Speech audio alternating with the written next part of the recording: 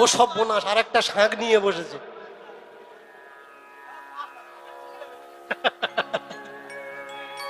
এই দেখেছেন পরিস্থিতি।